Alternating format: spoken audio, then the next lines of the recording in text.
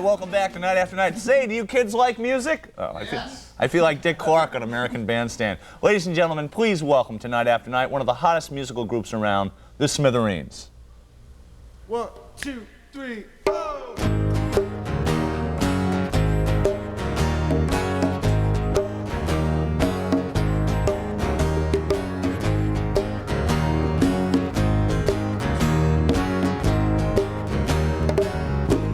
I want you to know about my indigo.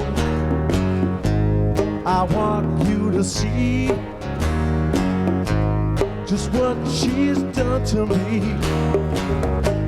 I'm talking to myself again, talking to the wall.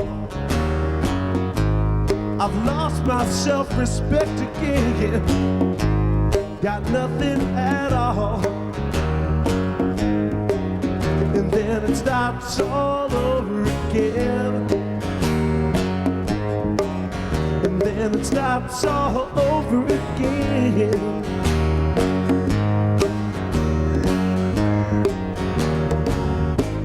I want you to know just what she's done to me. I want it all told the way it was meant to be. I'm talking to myself again and no one at all. I'm losing my mind again, 'cause of nothing at all. And then it starts all over again. And then it starts all over again.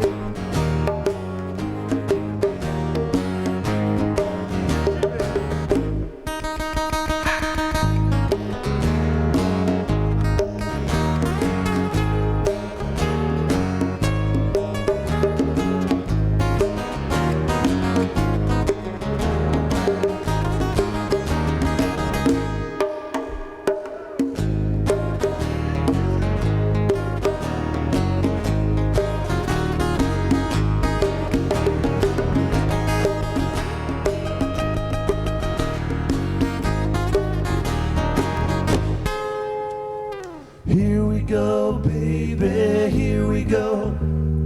Indigo, baby, indigo. Here we go, baby, here we go. Indigo, baby, indigo. And then it starts all over again. Here we go, baby, here we go. And then it starts all over again. Here we go, baby.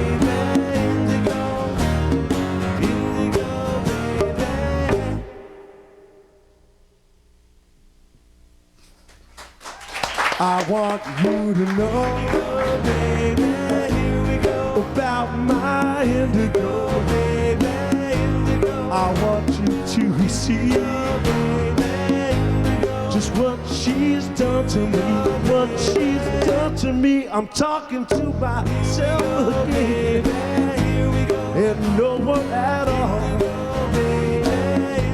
I'm losing my mind again, 'cause of nothing at all, nothing at all.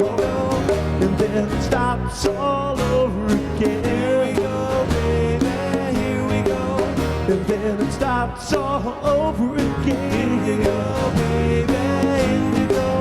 And then it stops all over again. Here we go, baby, here we go. And then it stops all over again. Here we go, baby. All over again, all over again. Here we go, baby. All right, here we go.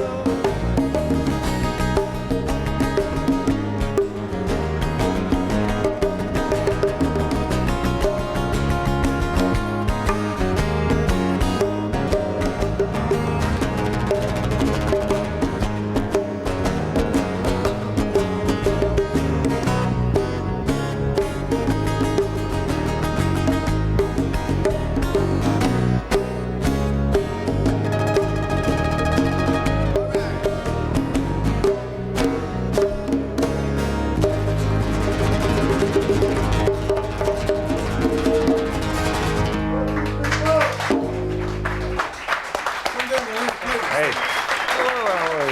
How you doing, Al? The Smithereens will be right back after this. Good job. Terrific.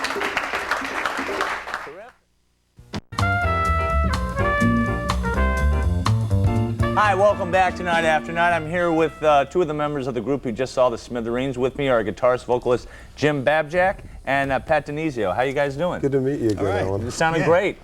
Good, yeah, good to see you again. We first met at Folk City. Yeah, between 1984 and 86, I believe. I was the house sound and light man for a place called Folk City in Greenwich Village, and you were stand-up. Right. And I used to cower in fear. I used to shrink behind the mixing console, you know, for fear that you'd recognize me and start hurling insults at me. But I only did that to the paying customers. Well, you did it to a lot of the waitresses, too. Yeah. Well, it just, you know, it's just comedy, you know. It was lighthearted comedy. But let's talk about music. Now, how's the new album doing? Oh, it's great. Initial sales are better than ever, better than the last album. And how long did it take you to put this album together? About 4 months. 4 months. Now, I read where your first album took you 10 days to put together. Well, we were young and hungry in those days, Allan, and, you know. Was that the reason why? Now we're fat, old, rich rock cats, you know. We just take a lot longer to do things. No, it's just that back then, I mean, the recording costs were so much, and we used to put out independent records, and we'd have to save the money from all the gigs and borrow money, so we had to go in and do it quickly as possible, and we took that same work ethic with us later on, and you know, that's why we did it like that. Now, how did you guys hook up? How did you get started? There was a local musicians paper on the East Coast, now called the East Coast Rocker, once known as the Aquarian. They had a free musicians classified. I had begun to write songs, and I was looking for musicians who thought the same musically as I did. Took an ad out, and the other three members of the group, Jimmy, Mike, and Dennis, responded. They'd been playing together for 10 years already, and I was sort of the missing piece of the puzzle, the songwriter, singer, frontman that they needed to complete the quartet. And it'll be 12 years in March, same members. You guys spent a lot of time out on the road, or you used to. Was that by choice? Did you feel that was the only way to push the album? Why so much time? Well, I mean, it still is the only way to do things properly. I mean, we're not the type of band whose records go platinum immediately. We have to get out there and work. And it's not just about doing the concerts and meeting people town to town. You do radio, you do in-stores, you do TV, and it's a very comprehensive thing. And we like to work, and it's a fact that you make money on the road as well. Do you find that when you're out on the road, Jim, that you have more time to write, more downtime, less distractions? I never did before, but there isn't much time on the road because, like Pat said, we're always doing interviews and whatnot.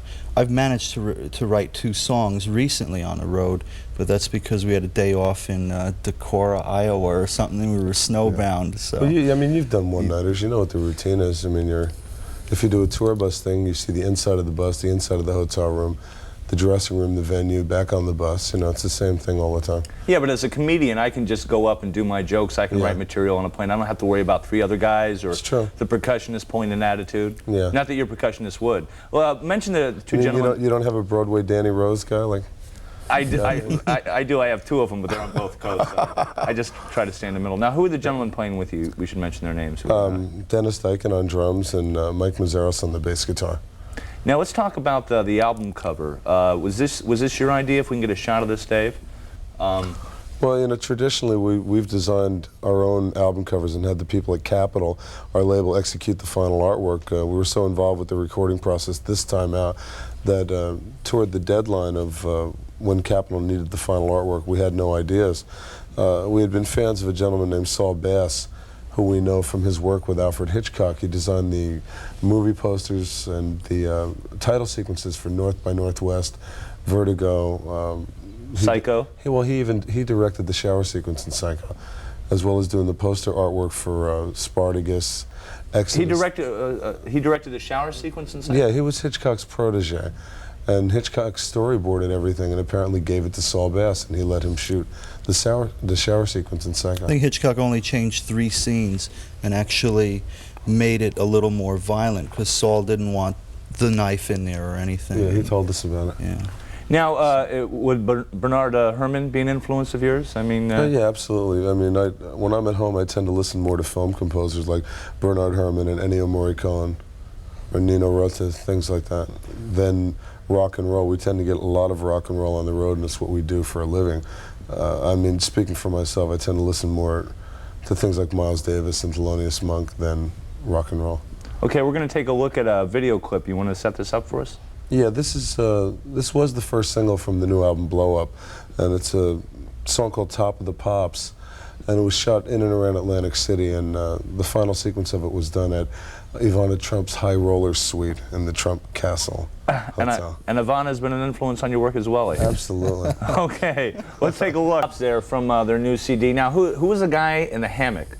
Just some retired guy you found down there? Apparently he was an old man who was living under the pier. His daughter was there with him. And many of the extras or characters that you see in the video for Top of the Pops, most of them, in fact, are people that live there.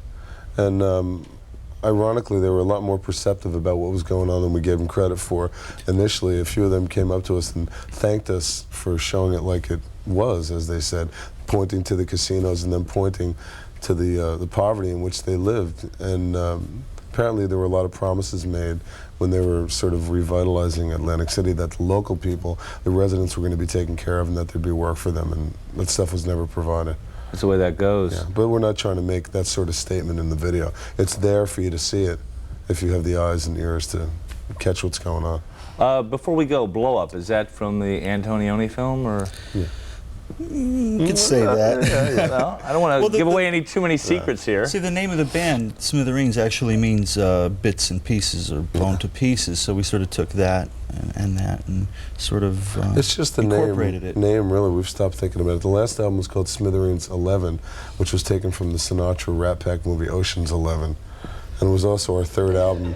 We like to confuse people. Yeah, Well, we're going through Hitchcock, Sinatra.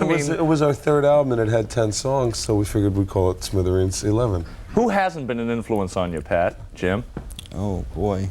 Jim Baker. Okay. Okay. Well, listen, that's all we have time for. I want to thank you for coming Thanks, by. Allan. It's a good way to end it, right? Really? The Smithereens, and we're going to go out to more of Top of the Pops, and I'll be right back after this. Top of the pops. Walk on.